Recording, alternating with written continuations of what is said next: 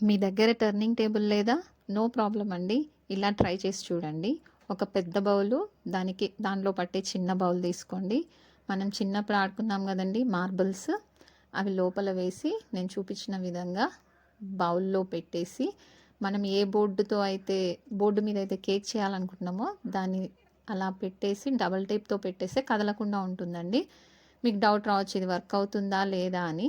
అందుకోసమని నేను కేక్ కూడా టర్నింగ్ టేబుల్ లేకుండా దాని మీదే చేస్తూ చూపించాను చూడండి.